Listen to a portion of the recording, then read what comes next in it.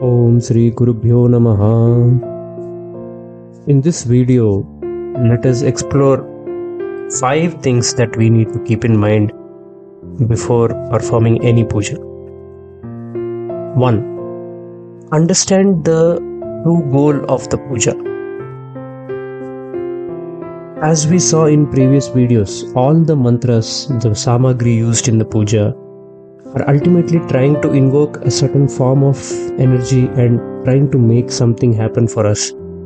Understand this goal and try to make this goal as your emotion as well during those 2 hours or 3 hours that you are spending.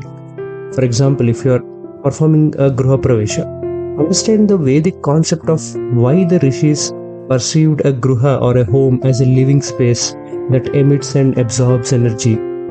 Spend few minutes to understand why this puja is important before you come into the home and start staying.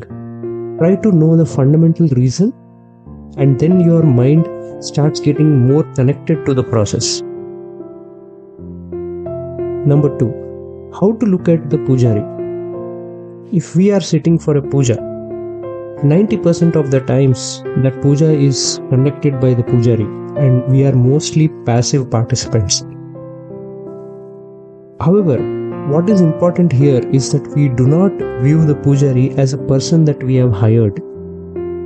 Yes, we are paying the dakshina, but the emotion that we must carry is very different. Understand that this person is walking into your house and with his Vedic knowledge, he is establishing a connect with the ultimate divine on your behalf. So the emotion that we must carry towards the Guru is that of gratitude, respect and thankfulness. If we start viewing the person with this emotion, even if he makes some mistakes in the puja, even if maybe his knowledge is not 100% up to the mark, or the procedure was performed a bit incorrectly with or without knowledge, these will not impact you because you have now completely placed your faith on that person. This is a very, very important aspect of the puja. As much as possible, when a pujari walks into our house, it is our sampradaya, it is one of our treasures of Sanatana Dharma that we respect when a Vedic pujari walks into our house. Offer water. If you are comfortable, even wash their feet. Maybe even ask your children to come and bow down to the person without touching their feet. Of course, when the pujari also is committed, devoted and not commercially inclined too much, then it works really, really well. So let's also hope that Bhagavan sends us a good pujari to our house.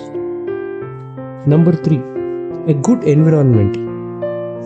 A good environment first in our own state of mind, our moods. As much as possible before a puja, our mood must be uplifted and excited. It is like, let us say, the movie of your favorite actor or actress is releasing and you are eagerly waiting for that movie. Or let's say you are an ardent follower of a sports team and they are going to play a very crucial match in an hour. What is the kind of emotion that runs in your mind? That sort of a emotion, that sort of a looking forward to sort of a feeling is what we need to carry. Try and remove whatever other things are bothering us.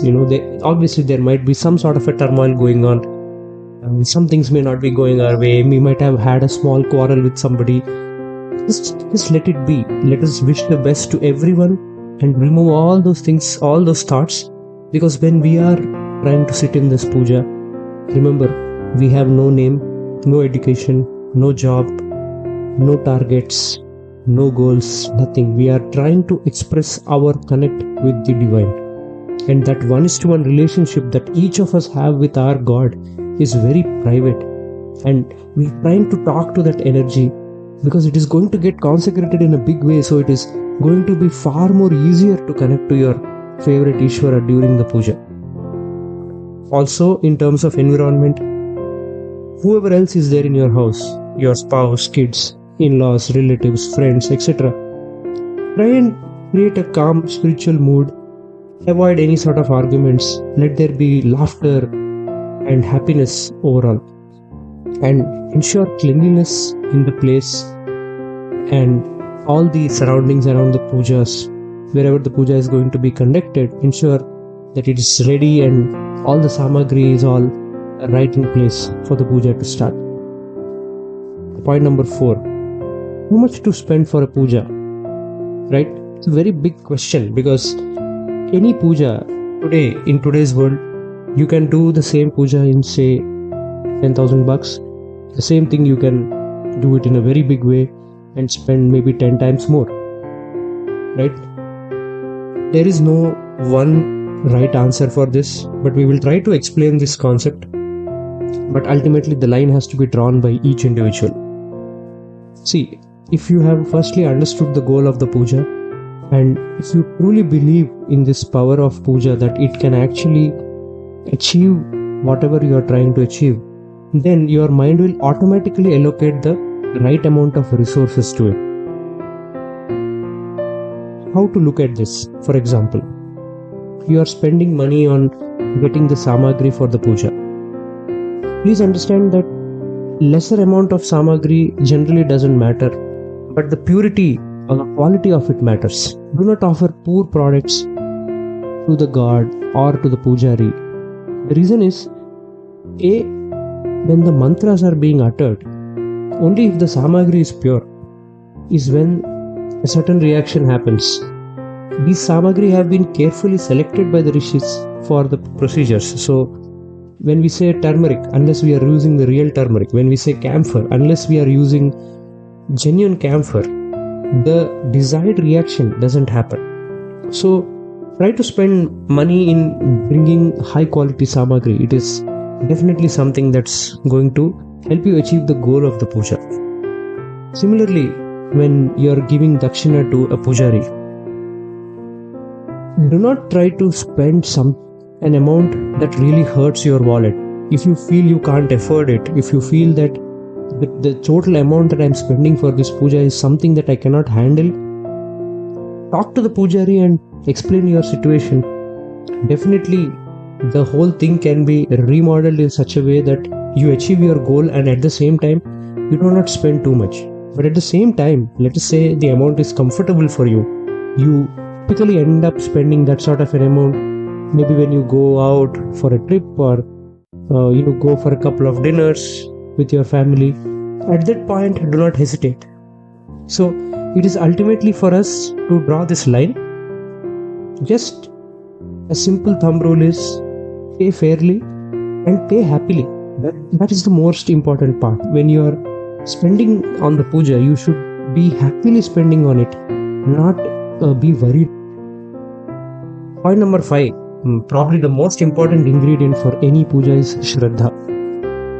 See, the pujari, the quality, the samagri, whether the Vedic mantras have been perfectly uttered or not, these things are not in our control. And no one can do the actual procedure in a 100% accurate manner, which is why at the end of the puja, we always pray to God to kind of overlook whatever mistakes we have done and still give us the required yield. But what is in our control is our interest, our dedication, and our commitment during the time of the puja. So you give your Shradda, and then the rest God will take care.